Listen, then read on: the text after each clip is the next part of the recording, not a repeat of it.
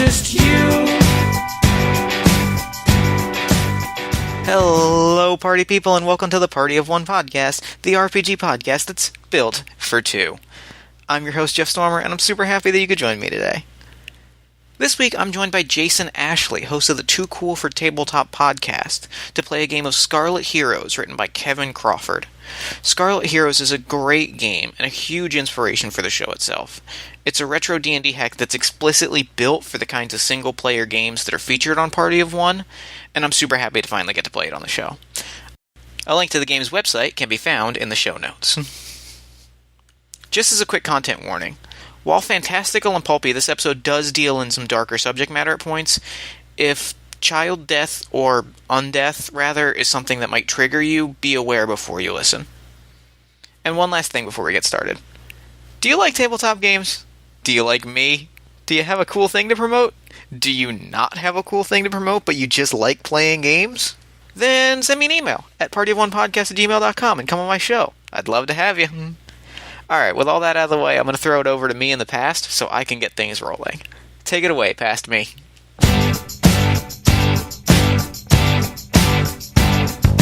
Thanks, future me. This week, I'm sitting down with Jason Ashley from the Too Cool for Tabletop podcast. Jason, how you doing today? I'm doing well. So, before we get started, why don't you take a moment and describe Too Cool for Tabletop, because I love this show. Well, essentially the premise is I GM some games for people who know nothing about tabletop games. They've never played them, and in general, they're just not interested in them. So the kind of point of the show is to see if I can convert someone who knows nothing about it or someone who really doesn't want to play or care about it into a fan of playing it, because I'm a firm believer that really everyone would like it if they got into it, because it's essentially playing pretend, and that's something everyone did as a kid, and I feel like you lose that as you get older. So my show is essentially a way for people to feel like, hey, it's okay to pretend like you're a little kid again and do make-believe, and it's still fun and appropriate. So that's kind of the general idea. I love that, because some of my favorite experiences has been with people that are like, oh, I don't think I would like this, and I'm like, well, just sit down, let's give it a try, and then by the end of it, they've been some of the best players that I've ever had. Well, it blows my mind. My wife has she's very supportive of me playing and the social aspect of it, and she, is very happy with the podcast, and she likes that I do it, but she's not a person that's into that sort of stuff, and she's very, very much so the opposite, and anytime I've sat down with her, like our next couple of episodes feature her, she came back to be a guest. She's like one of the best players I've ever played with, and it drives me nuts, because I'm like, you're so good, why don't you like this? She's very just thoughtful and intuitive about what her character would do and feel. She thinks outside of the box all the time. Like, it blows my mind. It almost pisses me off. It's like, I really wish you liked this because you're so damn good at it. Yeah, I get that feeling a lot. So this week we're going to be playing Scarlet Heroes by Sine Nomine Publishing. It's sort of a rare game in that it is actually designed for a single player, as opposed to a game that we've sort of retrofitted into a single player format. So why don't you describe to us briefly your character that you're playing this week? So I want to preface this with saying that I have GM'd every tabletop game I have played for the past 6 years. I have not played a character in a long time, probably almost a decade, so I'm really pumped about this. So essentially, I based my character, as I told you, on Denzel Washington's character in the movie Man on Fire. My character is named Gareth Agora. He is essentially like an ex-soldier. He, was part of some kingdom's army, a military guy, and as he got older and retired from duty, he effectively decided to become like a for-hire bodyguard, mostly just to kind of pay the bills so that he would not be, homeless. He's very shut off. He doesn't have a whole lot of humanity left. I wouldn't say he's like a mean character, but he's just not social. He doesn't really have any connections to people. They don't matter a lot to him. So he gets hired by this noble family that has a small child, and over time of kind of protecting them, he gets attached to this child, and he kind of starts to regain some of that soul of who he used to be, before combat and war turned him into this like grizzled veteran. and lo and behold, Yeah. something happened. The family was attacked. The child was abducted. He doesn't know. Well, I don't know. This will kind of be up to you since you're kind of GMing the game. But in my mind, he didn't really know who took the child or what took them, whether it was some sort of monster or, you know, some other enemy faction or something. So his quest is to essentially collect clues, kind of play detective, hunt down whoever did this, and kill them.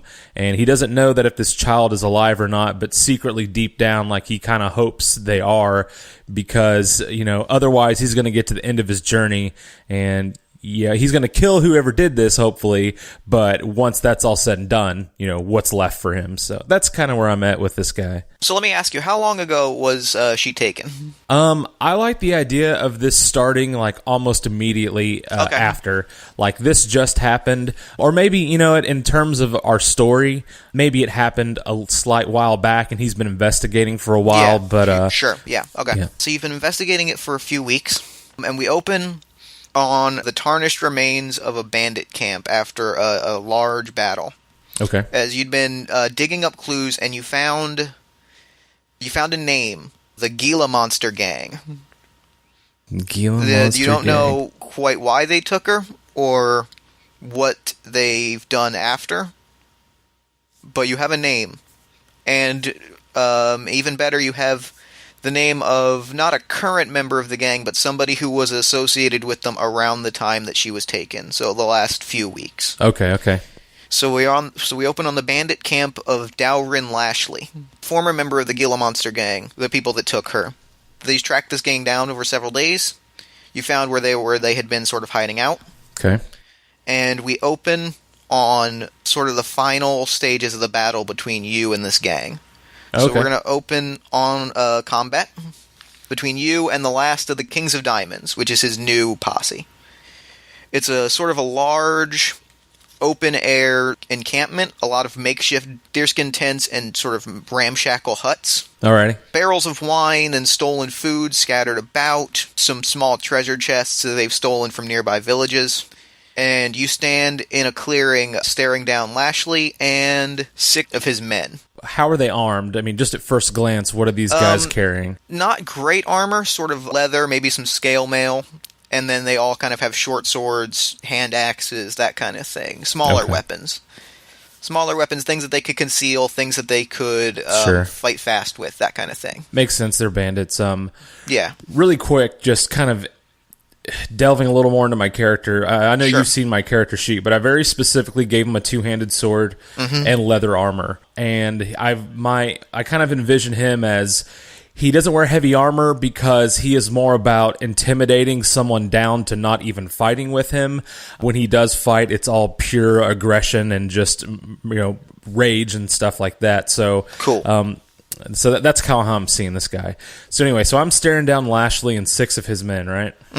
Okay. And so, remind me here, because I'm jotting these notes down. Sure. So Lashley was the leader of the Gila Monster Gang, is that correct? The leader of the Kings of Diamonds. He was a former low-ranking member of the Gila Monster Gang, who were the ones that took her. So this is like his new gang then. He's since left and upgraded to his own gang. Yeah.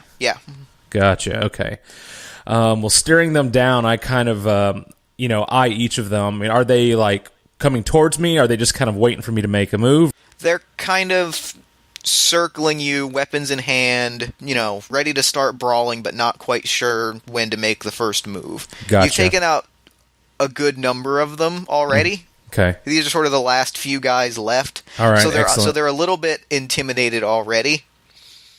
So they're not quite rushing in, but they're certainly ready to fight when the fight starts. I take my two-handed bastard sword and kind of eyeing each of them just like stone cold hardcore as deeply as I can stare into these guys' souls.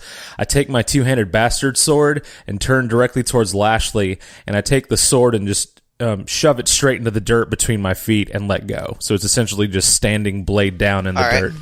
I look at him and kind of as the other guys circle me, and I just tell him in like the grimmest, deepest voice I can muster, tell your men to turn away and walk away, and no one else has to die. I only have questions. He looks at you, and he kind of laughs. Looks like the numbers say that we won't be running at all. Okay. I just kind of shake my head and not like laugh, but kind of this deep chuckle, just kind of like, all right, man, this is how you want to do it. I pull the sword out of the ground with just one hand, kind of showing off that it's a two-handed sword, but I can pick it up with one hand. Sure. Kind of position it around to where I can kind of swing with it, and I just pick up a hand and I just point around the circle and stop on one of the guys who's circling me and just point at him and say, you. That's so cool. All right, yeah. So let's dive into some combat.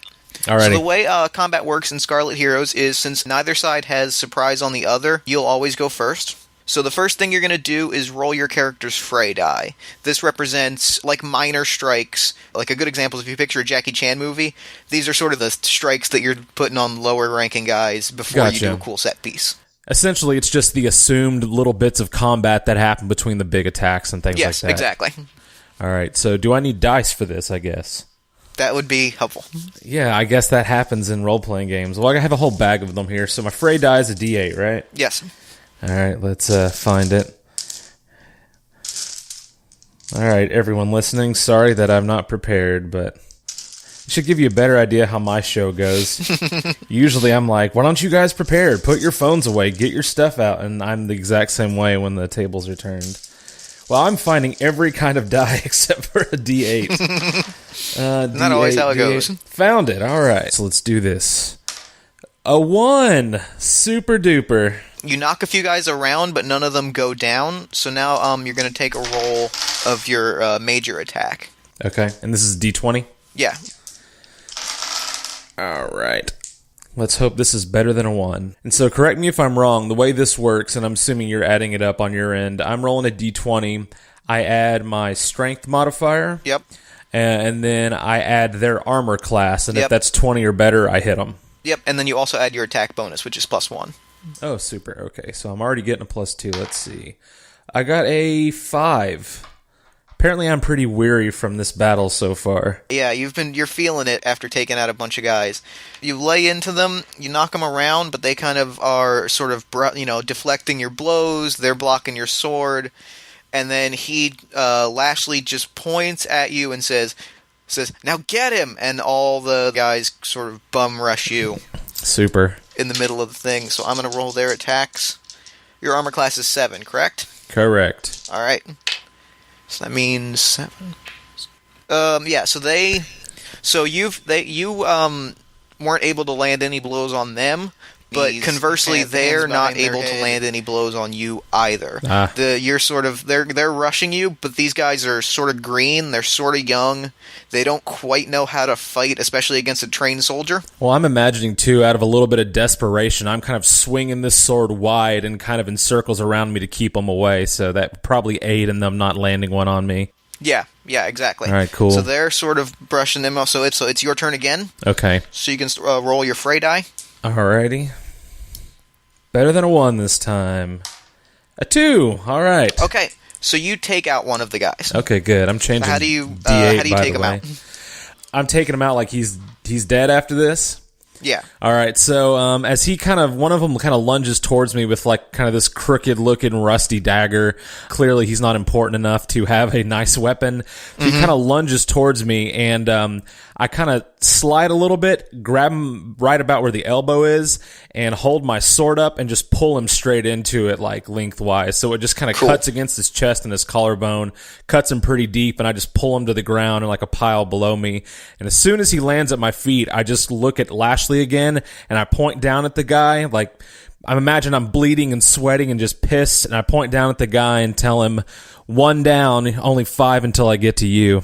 As you say that, the other 5 guys pause. They look at you, they look at their friend, they look at Lashley, and they drop their weapons and put their hands up. Yeah, they do. Lashley is looking at them, and looking at you, and looking at them and saying, really? Guys, come on. Oh, come on, guys. So he is going to rush at you with a desperation. Yeah. And Lashley is a little bit bigger than these guys. He's a little more muscular and a little more ready to fight. And he has 2 kukris in his hands, and he's going to rush at you. And he looks cool, but he's not trained in two-weapon fighting. So he's sort of just swinging wild, and you're able to just kind of, like, even though it's a two-handed sword, so it's not exactly made for defense. Sure. You're still kind of able to just, like, brush his hands aside. Cool. So you can go ahead. Your Frey die is not going to work on Lashley. Yeah, he's not a henchman guy. Yeah, the way it works is the Frey die works on anybody that's equal to or lower your level. Okay. Well, what I want to do is, since he's that close to me, and he's apparently kind of sucking at these swings, I want to take kind of my offhand I'm still holding my sword, but I kind of let go with one hand so that, I realize it's kind of leaving me moderately defenseless, but I want to kind of reach through all his swings, grab him by the collar, and pull him towards me and just headbutt him. I want to try and, break his nose, something to, knock him out. Sure. Okay, you can go ahead and roll that. All right.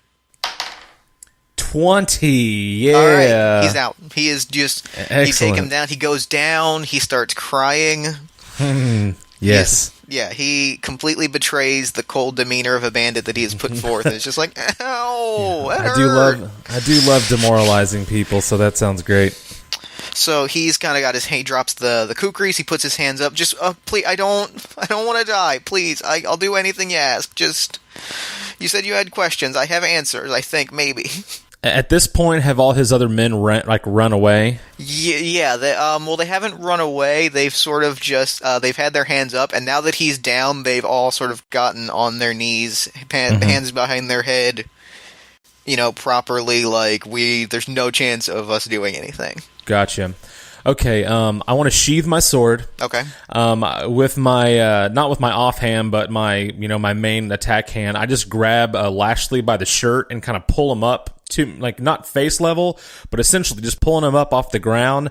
I just shoot a look to the other bandits, and I tell them, all the coin on his person, I'll split it with the rest of you. Make a perimeter and guard me. Let me know if anyone's coming.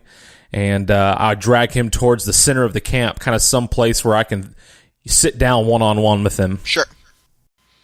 So, what do you want to know? I got to warn you. I haven't run with them in a while. They started doing things I didn't like, and I bailed. Just for some color, for the first few moments, as he's kind of spitting out warnings and cautions and excuses, I'm just staring at him, pacing back and forth, not saying anything, just really trying to intimidate the hell out of him, until finally I just kind of sit down in front of him and kind of lean forward and say, why, really quick, I'm asking you, Jeff, directly. Sure. Since I never defined it, this child, is it a boy or a girl? I'm going to say a young girl named Karaya. I've been thinking about this. Okay. Caraya. C-A-R... Okay. So, anyway, I look at him just under my breath. Why did they take Karaya? We did a lot of things. I wasn't privy to those kinds of decisions. But I can tell you this. I stopped running with them because they started dealing in tide stuff. The Crimson Tide is a term for the dark magic that is washed over the region. I gotcha. Hell magic, basically. They started dealing in tide stuff, and I wasn't down with that. That's not what I'm about. So I bailed. There was a guy that they dealt with in AG that was real interested in collecting children. It was not my bag. I didn't like it, and if you head in there, my boys got your back. I don't know what we can do. I don't know what we can do, and I don't know if she'll be alive when you get there. But it's something, and it's the best I can give you. I reach down and kind of grab his hand, almost kind of like I'm pulling him up, thanking him, and I kind of pull it close to me, and holding his hand, I take my other hand and place it on his thumb, and kind of put a little bit of tension on it, and just staring straight into his eyes, and I'm like, how do I get there? It's about 3 days to the northeast. If you take the main road, it'll take you right there. You just go straight through. You pass through the Goblin Village.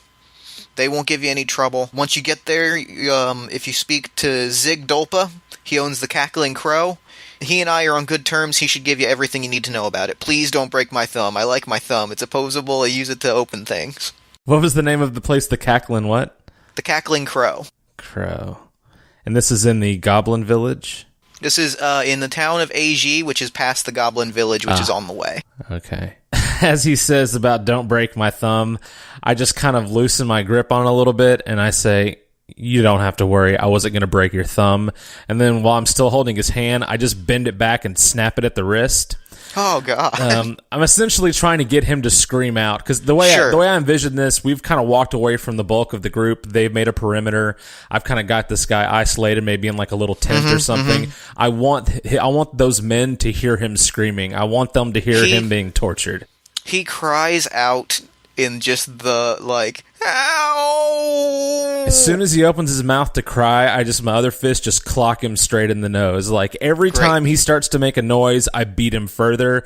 And I want this to go on for just a few brief moments. Sure. I have no intentions of killing him, but I'm going to leave him there, and I want him broken and bloodied so that if anyone else of his men comes back, they see what was done to him. Sure. There's like a long shot of just like the guys sitting around, and they're just hearing a scream, and then a punch, and a scream, and then a punch, and then there's a wipe to you walking along this main road. That is very gratifying.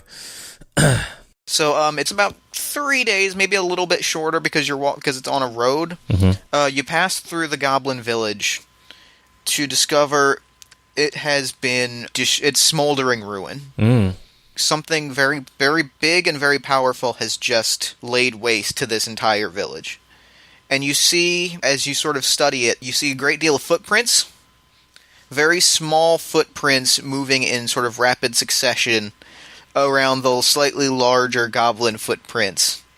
And those small aggressive footprints seem to point back towards the northeast, where you're heading. Okay. Kind of looking at that and around the camp, I mean, I'm assuming because you said it, I can differentiate between the goblin footsteps and these other ones. Is there anything about that that's familiar? Is there anything that I might recognize looking at the rest of the ruins? Like kind of doing any sort of observing or investigation that I can. Does anything stand out that gives me any kind of clue? Make me an intelligence roll using one of your skills as well, if you feel like it would work. I have 1 point in keen detection. Perfect. All right. So use that in your intelligence. All right. Well, I have 0 intelligence. It's 2d8. Oh, 2d8. Is how we do skill checks. All right. So 2d8. I have 0 in intelligence. More of these d8s. Hey, man, that d20 saved me at the end, so I'm okay with it. 6 and an 8, so 14. Great. Plus 1, so 15. Great. In your studies, you've heard of a small sect of cultists that were supposedly wiped out pretty easily in this area, called the Order of the Mistborn. They had an interest in conjuring things from beyond. And you see that among the ruins, there are several like ashen runes of this order that have been seemingly like laid out as though it was some sort of ritual. Okay. But you also notice that the runes are a little bit sloppy, almost as though this was not the final form of whatever they were doing. This was merely like a trial run or something. Like it's not polished. Okay. So I get the impression these were not professionals. Like this is something that was either rushed or done by someone not super familiar with the process. Yeah. Okay. All right, cool. Well, I mean, I feel like at this point I really just have to keep traveling. So, because I just footprints to follow before I leave the town. Any of these you said, so more or less like some of these runes and like ritual sort of things. I mean, have they been like drawn in the sand or have like, how are they appearing? Scattered with ash and salt. Okay. Sort of just on the ground itself. Before I leave, I want to just with my boot like knock them all away, essentially just kind of clear it out. And then I keep traveling. Cool. So the rest of the journey is uneventful. You arrive at the town of AG, which is a small riverside community, a port community. It's nice. It's fine. You know, there's cobblestone streets and cottages. It's quiet, perhaps a little bit too quiet for your liking, but it's otherwise unremarkable. Okay. As I make my way in, I mean, are there like people out walking the streets, or is it pretty? I mean, do I see people? I guess is my question. There's a few people. They give you a look like they're not super happy to see someone coming in that they don't recognize. Yeah. But they're also not, like, drawing weapons on you, per se. Do I stand out pretty dramatically against the people in this town that I've seen so far? I'd say so, because these people are as suburban as you can get in sort of a fantasy setting. Fantasy suburbia. All right, I like it. This is a nice community. Okay. I like that they live next to a goblin community. It's like the bad part of town next to the nice part of town. All right, so... I did not even think about that when I wrote it out, but I like that. It sounds like a place I grew up in. That's just weird. But no, is there any way for me to kind of like, once I'm mostly, maybe once people have passed me, I can kind of duck into an alley? I mean, do I have enough clothing I can like pull a hood up? Some sort of way to make me not so conspicuous? You've got a cloak or something that you can drape around yourself. Yeah, I mean, I feel like I'm dirty and sweaty and covered in blood, and I didn't stop to like bathe, so I'm not going to be super cleaned up, but I don't want to like stand out like a sore thumb. I want to kind of blend in as much as I can. Sure. All right. Have I been to this town before? Do I kind of know where I'm going, or do I need to really investigate? It's not a necessarily large enough town that you wouldn't know where you're going. You can find if you're looking for the Cackling Crow, you can find it pretty easily. The town is sort of built on the one road leading towards the docks, so you can find it pretty easily. All right, so I definitely want to head towards the Cackling Crow. I want to go in unassuming. I don't want to like walk in and like, but where is he? Blah blah blah. So as I kind of get up, get up to the building. Is there like a window I can peer through? I kind of want to see if I can hear if there's a crowd inside, if people are loud and drinking, or if it's kind of quiet. You can see through. There's a big window with a painting of a crow on it. Painting of the crow. A painting of a crow on it. Painting of Brandon Lee as the crow on it. I like it. So you peer inside, and it's sort of it's a little more raucous than what you're seeing in the town around you. A few more people look like you. Okay, super. In terms of as I go in, I want to walk in, but I want to kind of stammer around, kind of acting like I've been drinking. Sure. I'm not going to really make eye contact with anybody as best as I can. Let me ask. I imagine even cloaked, I've got this giant two-handed sword on my back. Yeah. You can hide your armor, but you can't hide that sword. Man, are there other people inside carrying it, or am I going to be like, hey, there's that guy with a giant sword? Your sword's probably larger than most of the weapons there, but there are certainly weapons sitting on tables, and no one inside the bar really gives the sword a second glance beyond maybe whew, that's a nice piece there. All right, cool. All right, so I kind of, as I, push through the door, I want to kind of like stumble a little bit, kind of, I don't want to look like I'm a sloppy drunk bum, but I want to look like a little, little out, I don't know how to describe it, a little worn out, a little, under the weather, just kind of, I want people to notice that I'm there, but I want to stand out solely as like, hey, there's that drunk guy walking around. As I walk in, though, I want to kind of eye the room corner to corner. I imagine as a soldier and military, I know how to size up like a crowd and kind of check my exits and things like that. So I want to kind of glance around the room and see if anyone immediately stands out, anyone that I think I need to be concerned about. Nobody. Well, make me a roll using your wisdom and your keen detection. Okay. Unless you think one of your other abilities might work better. No. For like a perception-y thing. No, that's the best. Because my abilities, I put keen detection, intimidating aura, and brutal force. Yeah. So give me a detection roll. All right. So this is wisdom, and so that's +2 to what I roll. 10, 12 total. Okay. Yep. You see one person in the corner sitting there.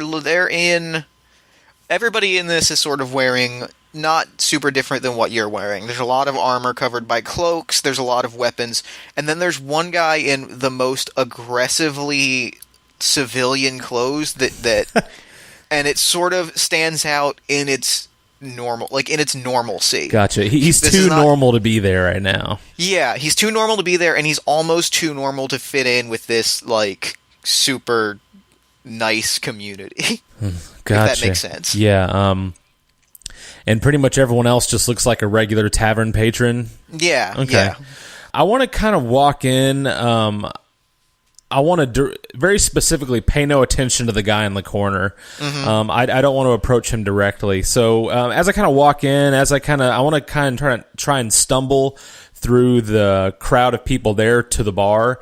And as I walk past a few people, anyone that looks kind of unassuming, I wouldn't be threatened by, I kind of slap them on the back and kind of laugh out loud, essentially just acting like I'm out of my mind drunk.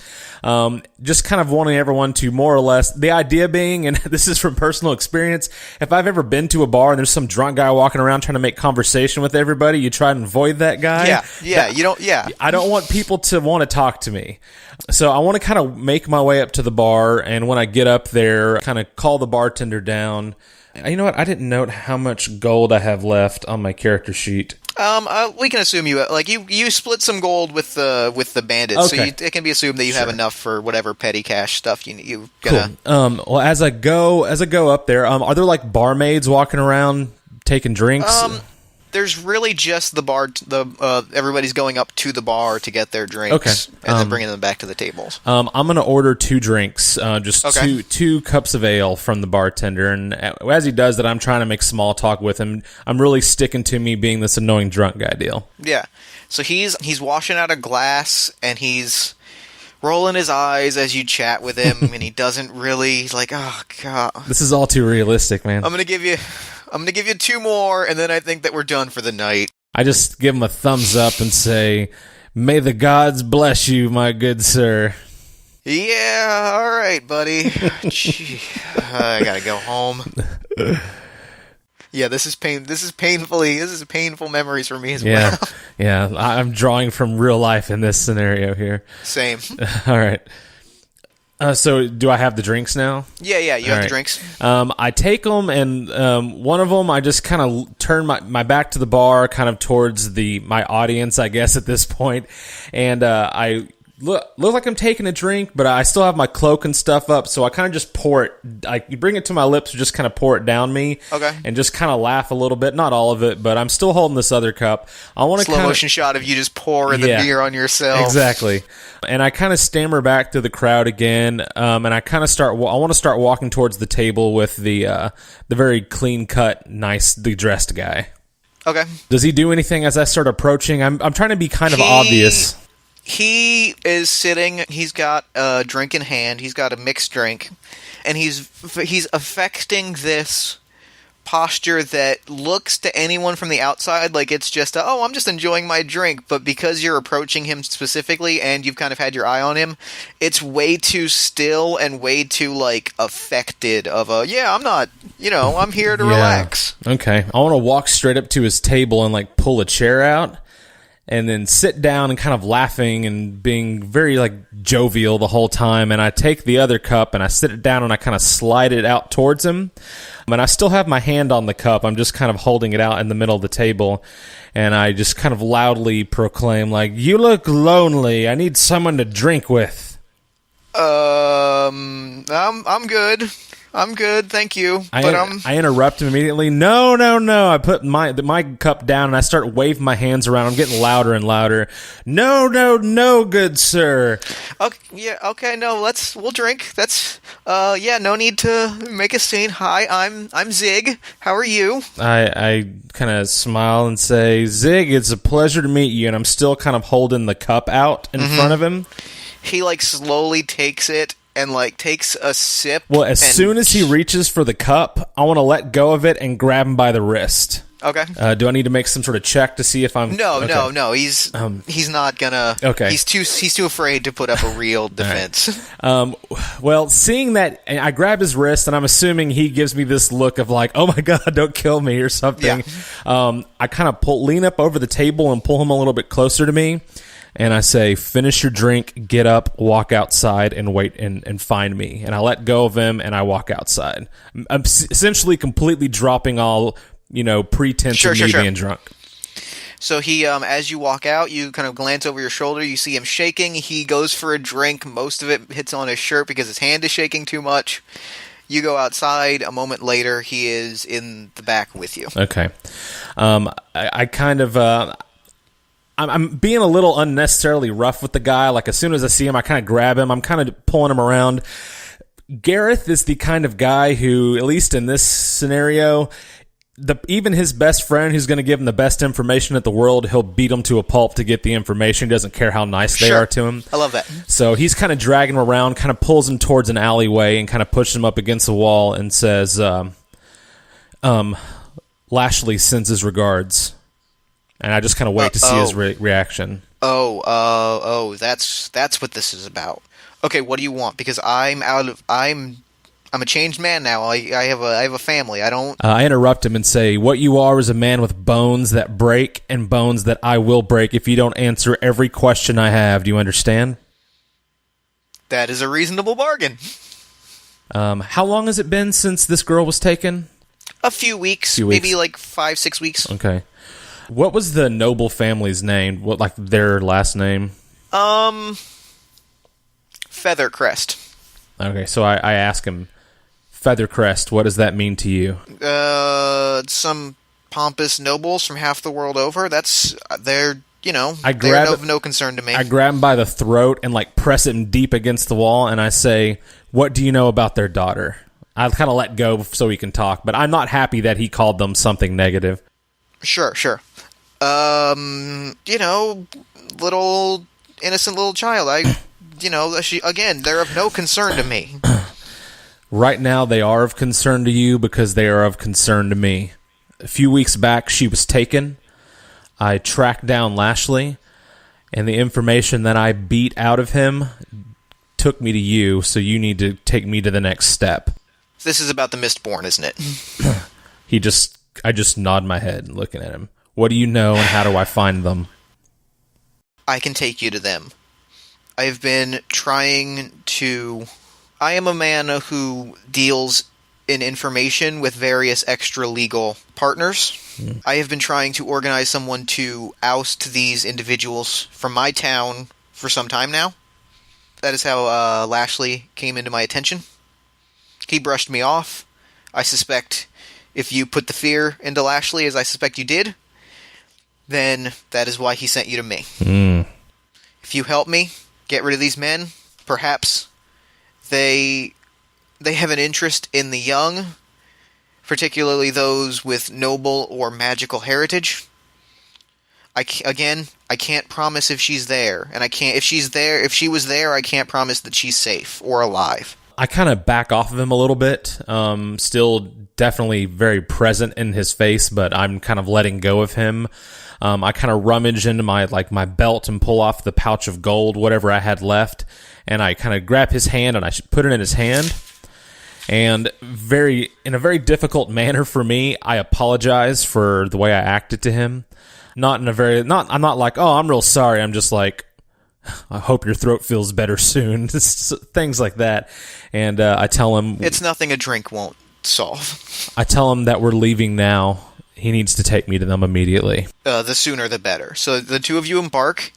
He takes you on a very winding path through this. It's a small town, but he's kind of taking you through alleys. He'll nod his head and turn into a bar, and you'll spend a few minutes in the bar as he kind of like looks out the window and then signals again. Oh, really quick, while we're walking, as we're doing this journey, I want to describe to him the essentially what I saw at the Goblin Village, the ruins, the ritualistic writings and stuff I saw. Sure. The tiny little footprints. Ask him if he has any idea what that might be. I didn't realize they were that far along. It's good that you came to me when you did, because we're going to need to act even faster than I thought. They have been, with renewed vigor in the last few weeks, trying to conjure Tidespawn, agents from beyond, to do their bidding and in a desperate grab for power. And the Mistborn has been doing this? Yes. Okay. The Order of the Mistborn. I suspect if they were capable of conjuring things that could destroy an entire village, then they are much closer to their targeted goal than I previously suspected. Okay. Excellent. Well, not excellent. That's a bummer, but I'm glad I know that now. Rad. Yeah. So he continues along this winding path, and he takes you. You're about he takes you to the outside of a dilapidated, abandoned chapel. This used to be where an order of clerics would provide healing spells. Cat, get out of here. It used to be where they would provide healing spells to the young, but there was an accident. A man became scarred, and he took up residence in some caverns underneath. That people claim that put a curse on the chapel, and they closed it down. My information, my sources, my tracking tells me that this is where they're located. Make me a wisdom roll as he's sort of explaining this to you. 10, 11 total. Okay, so let me roll. Yeah. So as he's talking, you're listening very intently, and you don't hear the snapping of twigs or the shuffling of tiny feet until what you do hear is a gurgling, childlike scream as you look up and see a figure jumping towards you with a knife. You sort of push it away, and you get a quick look at it. It is a zombified child with a large knife. I don't recognize this as Carria, do I? No.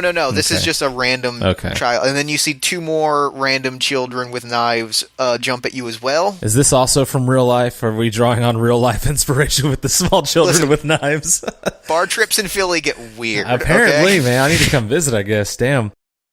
You look around, and there are a great many of these children. There are about 8 of them. Oh, God. In my notes, I'm writing 8 murder children down, because that's about how they sound to me. Yeah, that sounds about right. They're undead, you said? Yeah. So so they failed their attack for their surprise action, Mm-hmm. so we jump into combat, which means that you get to go first, you get to roll your fray die. Okay. I'm going to go with the better of the two, at least in my experience so far. 7. Alright, 7 is 2. So, describe to me how you take out the first one, and then I'm going to have a tiny cutscene, and then you can describe how you take out the second. Well, as one of them's kind of charging me, I just rear my foot back as hard as I can and just punt it like a soccer ball, and I just see it fly into a tree and just crack and hit the ground and go limp. So as you do that, as it hits the ground, there's a puff of smoke that starts to glow blue. And for a brief second, you recognize the face of the child, of the body that you just saw the child, smiling, eyes closed, looking peaceful and serene as that puff of smoke dissolves into the ether. I feel like Gareth would really appreciate the fact that he's helping these kids now.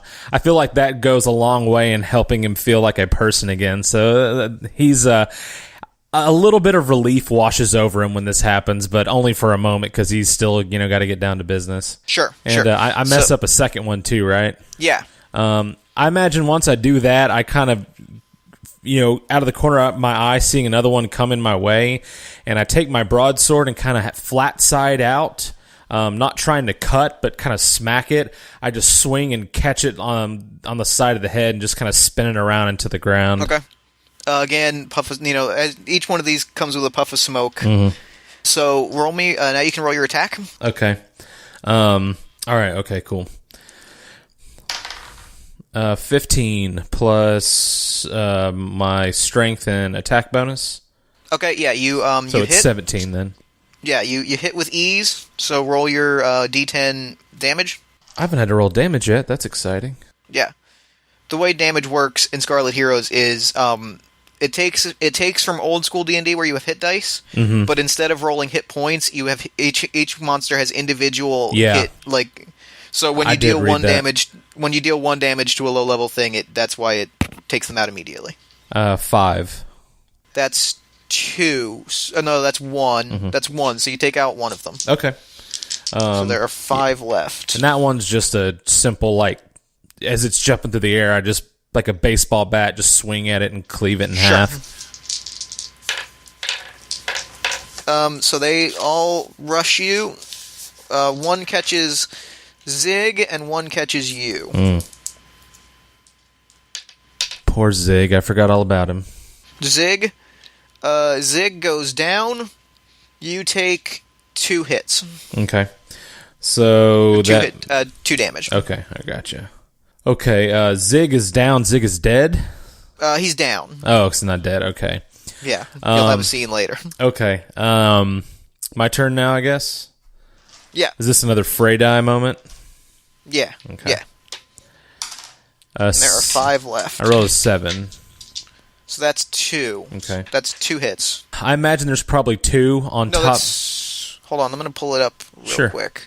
Because I don't remember if that's 2 or 3. Either way, you can describe how you take out at least one of them while I pull up the book. Oh, Exactly. I imagine that there's the ones that attack Zig are kind of still on him, so I just kind of run over and like kick one of the kids off. I'm essentially trying to make sure my guy doesn't get, murdered by zombie kids. Okay. Yeah, you take out 2 of them. Okay. So there's now 3 left. So I just grab 2 off his back and like throw them out into the woods and into trees and rocks and whatnot. Okay, so now you can roll your attack. Okay. 5, 6, 7 total. Yeah, so as you're doing that, 2 more dive at your knees, and they take you out, and you go down to your knees before you can get at them. So they're going to make their attacks. 2 of them hit. So take 1 more damage as they take you in the knees, and then they kind of start like hacking away with the knives. One of them gashes your arm, but the other one is just kind of stabbing at your armor, not without the human understanding that a kitchen knife is not going to. Yeah, cut through my thick like leather armor. Okay. Yeah. All right. So let's hit Frey die, right? Yeah. 1, super. Okay, so you don't take any out with the Frey die. Okay, so let's get a 20 again. 5 again. This die likes 5. Let's switch d20s for next time. All right. So of the 3 that are left have all sort of like they're on. So you're like they're on you now. So you're like shaking them off of your arm as they kind of hold on to your arms and legs. Gotcha. But they're not doing any damage. So Okay. You're up again. Okay. 3 on the Frey die. Yeah. Okay. So you take 1 out. 1's on my back, so I'm close to like a tree or something, and I just like ram my back into it and just crush them up against it. Cool. And a 20. Yeah, I like All that right. die. We'll say you take out the other 2. Okay. I just grab them off my shoulders. I drop my sword and grab them with my hands and just smash their heads together like I'm smashing 2 eggs. Okay. I apparently perfect. have no concern that they're little children. I'm still just smashing the hell out of them. It doesn't bother me, I guess. Well, each time you kind of get a glimpse of their like smiling face being released from this fleshy prison. So I like it's how sort of I like how that makes it okay. I could smash 2 kids' head together as long as in the end I see their smiling faces. But hey, man, whatever works, I guess. Yeah. Hey, I mean, so Zig is down. He kind of sits up. He's bleeding pretty heavily, and he kind of like gestures you to come close. Okay, I do. Whispers. Yeah, I kneel down too. He like points to some shrubbery, and he's like, "There's a hidden entrance here that they used to take particularly sick people into. I don't think the Order knows about it. If you sort of push those shrubbery aside, you should be able to sneak in from the other direction where they probably don't have it guarded." Does he look like he's in bad shape? Is he not coming with me? Is he about to die? He's probably not coming with you. He might not die, but he's probably not coming with you. He's gonna like sit up against a tree and sort of like that hurts. All right. That's what being stabbed feels like. Well, and as quickly as I can, trying to speed it along, I take some of my camp gear and try to make him some sort of shelter to some degree, pulling leaves and stuff from around me and try to make something that he can kind of hide himself. Cool, I'm gonna leave my lantern with him and hope that he has a way to light it. Just essentially trying to make sure that if night comes and he's still there, he'll be able to survive. Okay. So, do you head down the hidden entrance? Yes, let's do that. Cool. You go down. There's a hallway with a hidden door at the very end of it.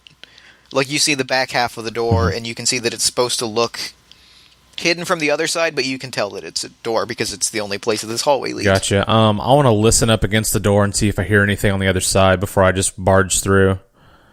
You hear high-pitched whimpers and whispers, like those of children on the other side. Okay. Then I definitely barge through. Okay. There's a group of children, about maybe a dozen of them. They are tied up. They look at you with fear and hope because you don't look like the other people. Are you here to help us?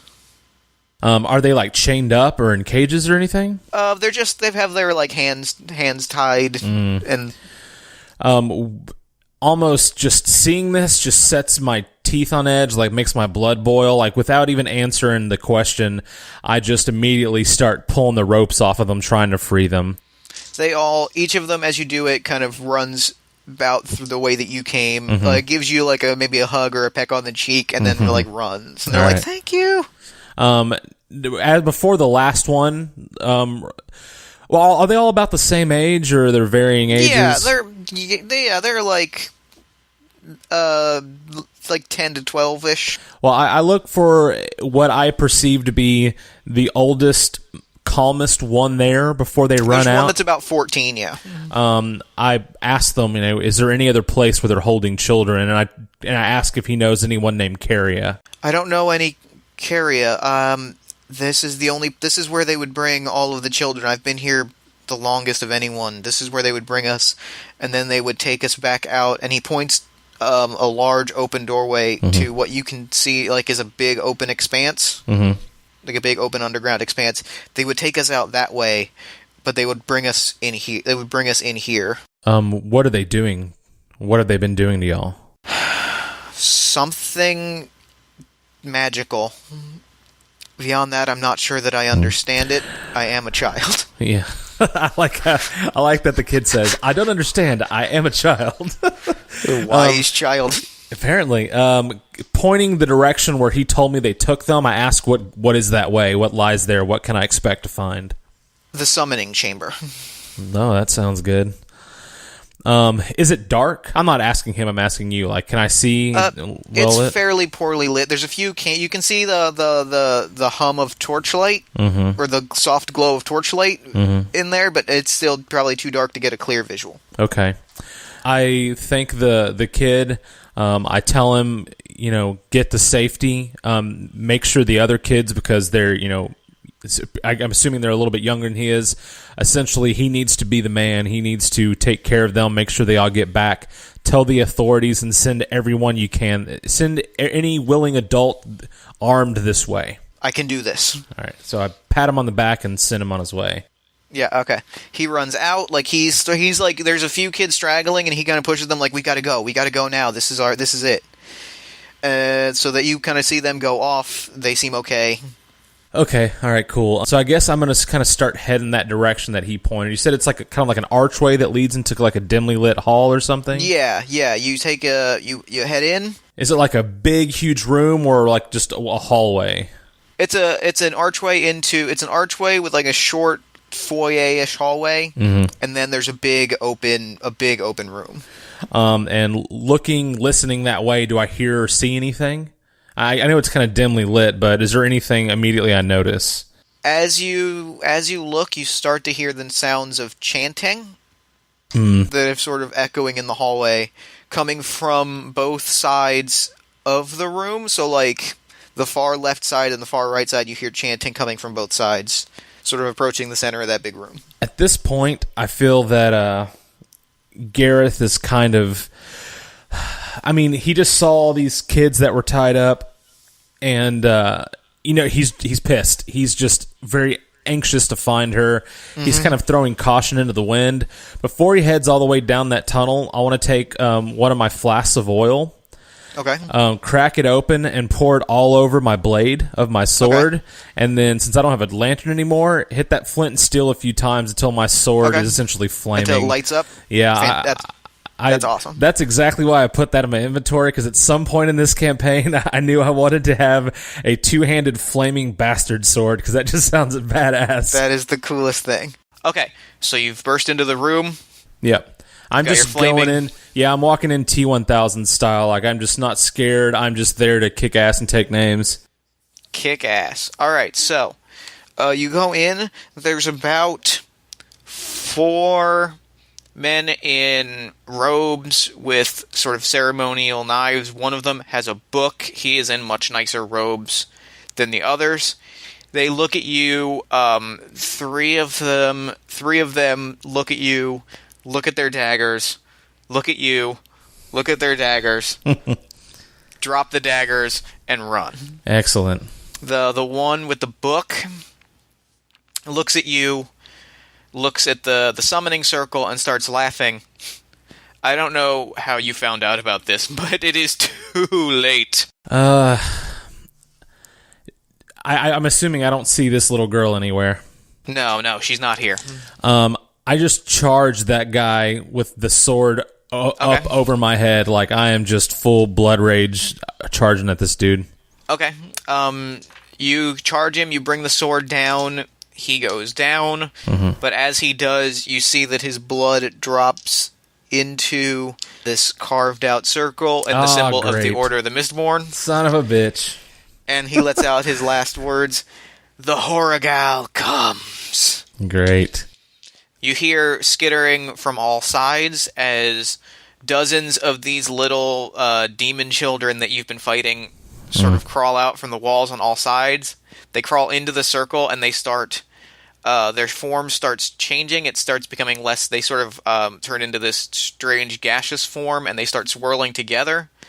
And they form into this hulking mass of bodies. Of dead children bodies. That's really great. Yeah. Okay. Well, as soon as that forms, I don't know if I'm jumping ahead of myself here. No, go ahead. I want to pull, kind of start running towards it and pulling flasks of that oil out, and I'm just throwing it at it, trying to get them to smash open on it. I'm essentially trying to get this thing covered in oil, so if I can land an attack, it'll also burn. Okay. So why don't you roll that as an attack, and then we'll just dive right into the final battle. All right. 11, 12, 13 total. Well, is this to hit it or to throw the oil? We'll say to throw the oil, or to hit it. Well, to hit it with the oil. Okay. Do you want me to do that as strength or dex? Actually, you know what? No. What we'll say is that because it's oil and it's going to splash everywhere and start a fire. I'll have him save for this. Okay.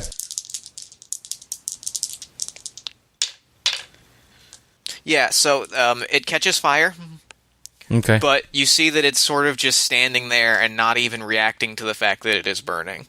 Great. At least I'll be able to find it in the dark. That's the upside. Yeah, that's an upside.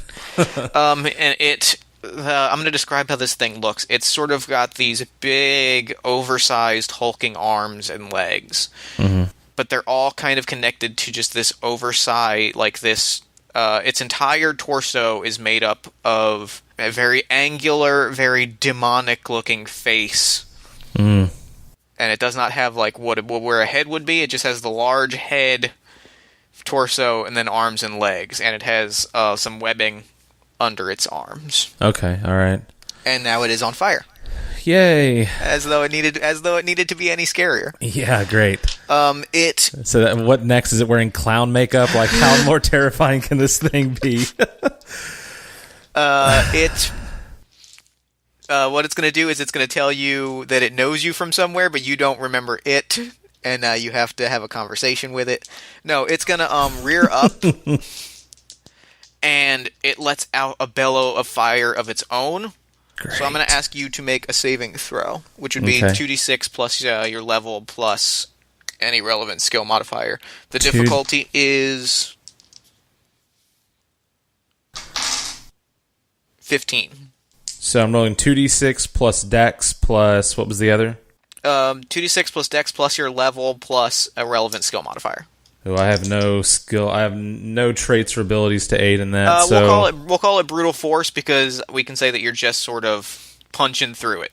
Okay, so I'm adding my level, which is 1, my dex, which is 1, and my brutal force, which is 2. So I'm adding 4 to this. Yep. 2d6, right? 2d8. 2d8. Oh, okay. 7, 8, 9 plus 4, 13. Okay. Yeah, okay. So you take 2 damage. Yikes. As you're sort of engulfed in flame. Okay. but you still sort of push through it, and then and then as you approach it to get into brawl with it, it's gonna. Do I own four-sided? There we go. Take an additional 2 damage. Holy crap.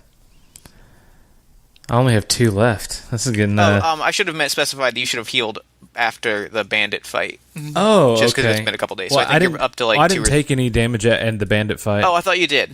No, I took damage from the little kids. So you're at 2. Okay, so it is now your turn. Okie dokie. Trying to think of how this is going to work. Now, I don't recall glancing through the rule books. Do I have any sort of, like, dodge or prepare to be hurt sort of move I can make, essentially, to prevent additional damage on the monster's next turn? You do, actually. Let me pull up the rule book real quick. Sure.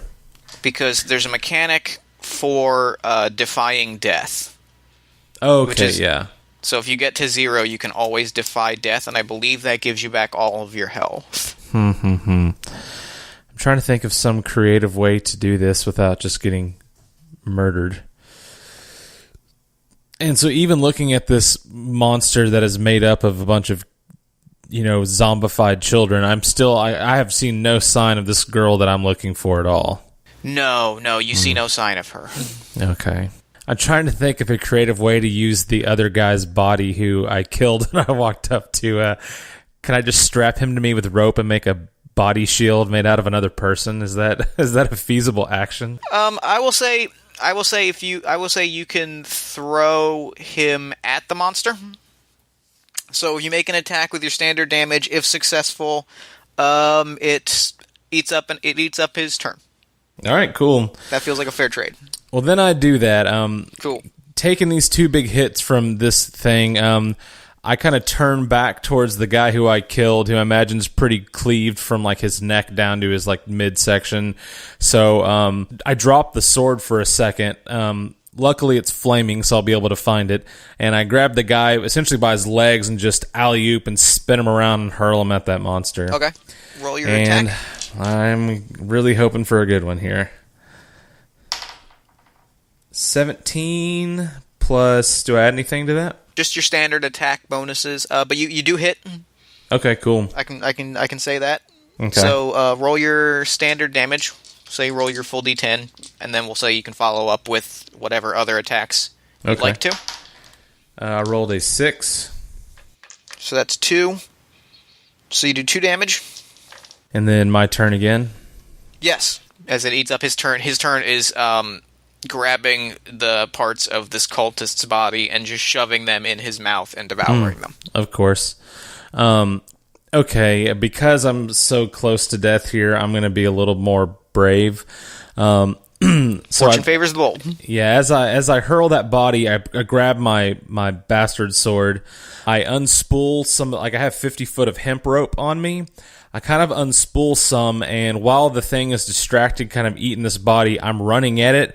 And because it's tall, I'm going to kind of try and duck under its legs, kind of slide, and kind of pull a Luke Skywalker with the AT-AT and take that rope and get it wrapped around its leg. So essentially I can pull it and like trip the thing face first. Like I'm going to try to run under its leg, wrap the rope around it, and then pull it to send it face first into the ground so I can climb up on its back.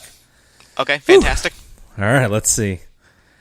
I could just say I hit it with my flaming sword, but this seems cooler. This is way cooler. All right, come on, die. I could use another 20. I've had 2 so far. I just rolled it off the table. 17 again. All right, you hit it. All right, yay. So roll your d10 damage. Now, is this damage for like falling hardcore face first into stone floor? Yeah, plus coupled with the fire, coupled with presumably you can hit it some. I got a 7. Okay. It's burned up pretty good. It hits the ground. It's gonna climb to its feet. It's gonna take a swing at you. It's gonna hit. It's gonna hit you for 1. Whew. Man, I'm getting down to the wire here.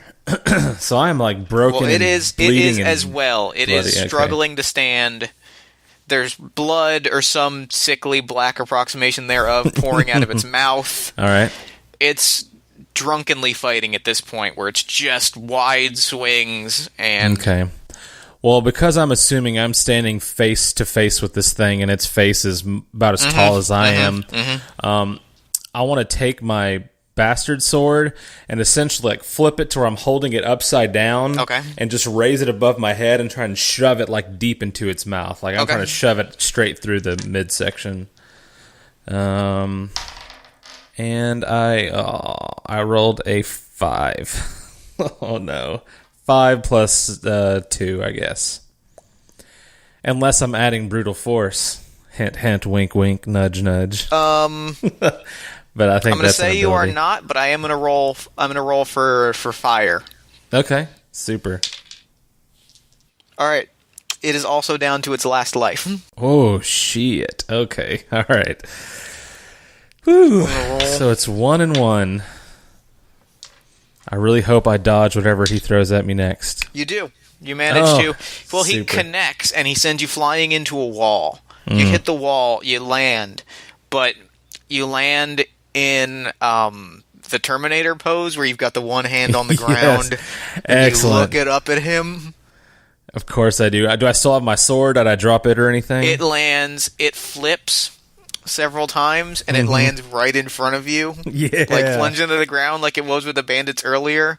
Awesome. A light from the torchlight hits it, and it glints at the camera real quick, just as you look up at it. Super. I'm all about that. Well, because I'm feeling pretty brave, I just jumped to my feet, and I pull it out of the ground, and just with every ounce of strength, I overhand throw this big, like, two-handed flaming sword that's like, whoo, whoo, whoo, through the air sort of thing, just straight at it. Like, I'm just trying to impale this thing. Cool. Roll it. Would this be strength or dex? Because we'll I'm call throwing it strength because it's such a big, heavy thing. And they're both. I have the same modifier, so it doesn't really matter. Yeah, it doesn't really matter then. Come on, 20. Son of a bitch. 5 again, so 6, 7. All right, it knocks your sword to the side. Oh god! Oh no! What have I done? And it runs at you. Okay. And it runs at you, but it's this big lumbering thing. So you're able to essentially, with your cloak, kind of bullfighter it. And it just collides hard into the wall. Excellent.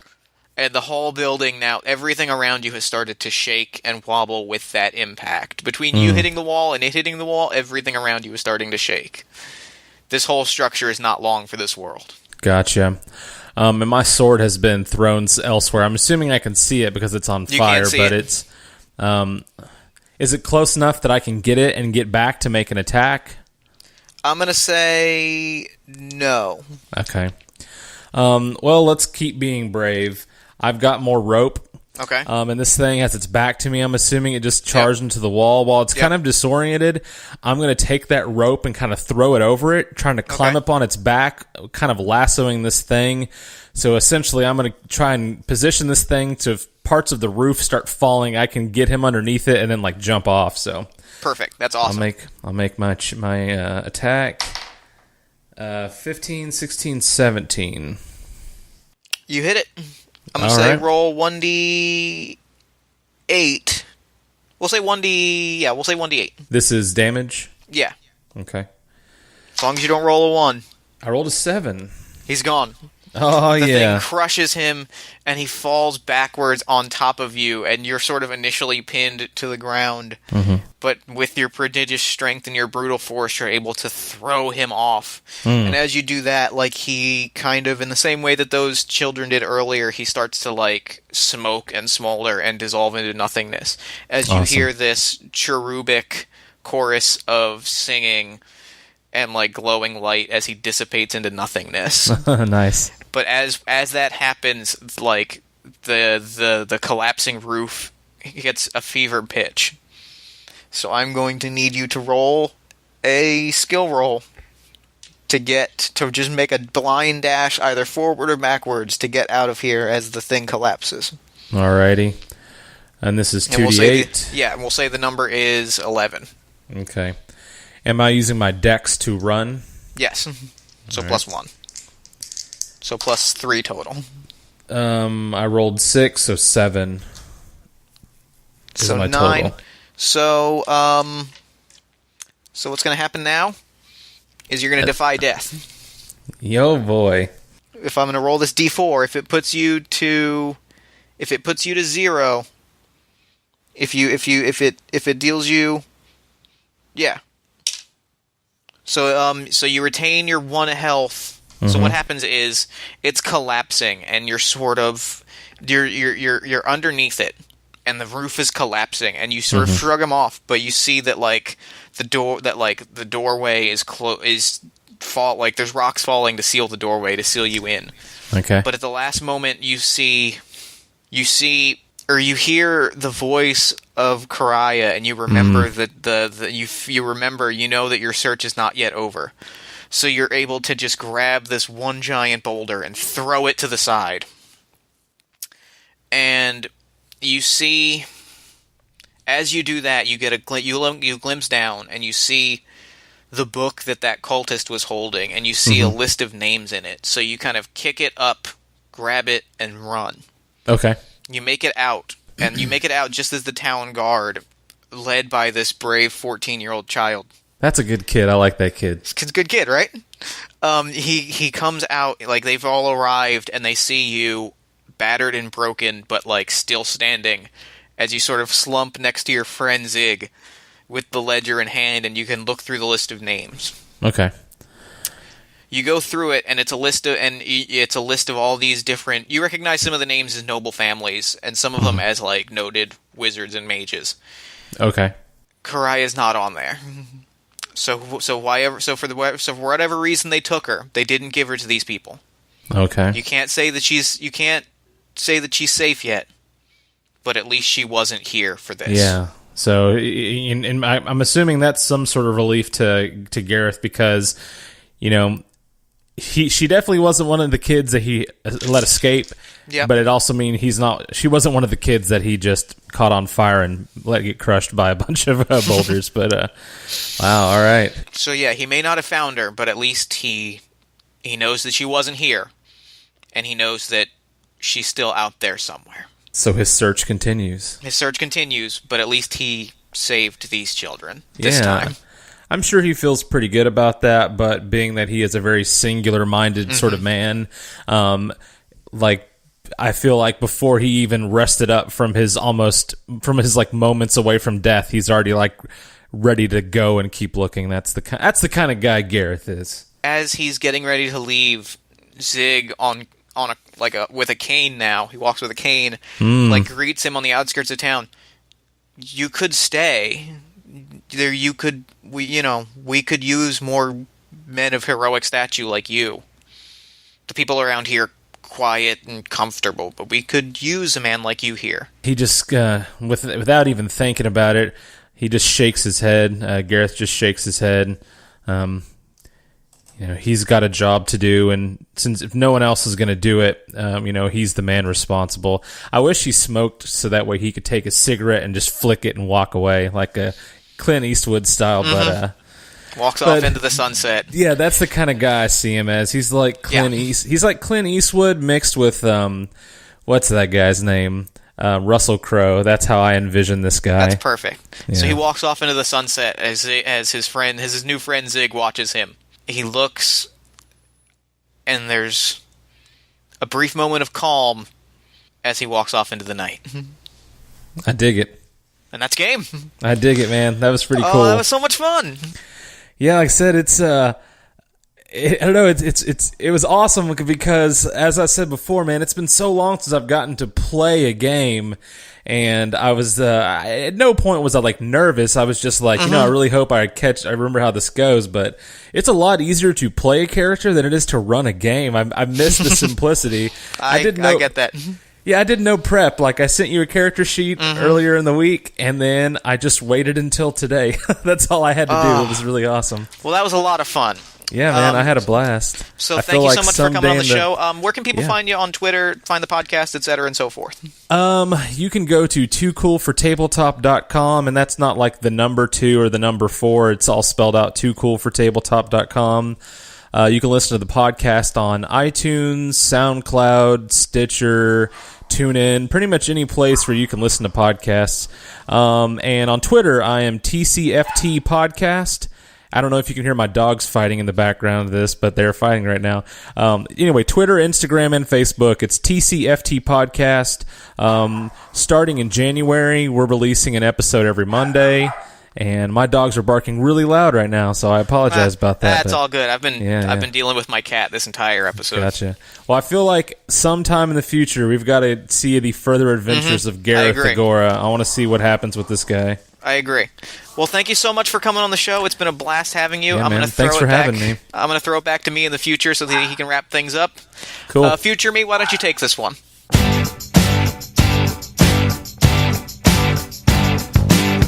Thanks, Past Me.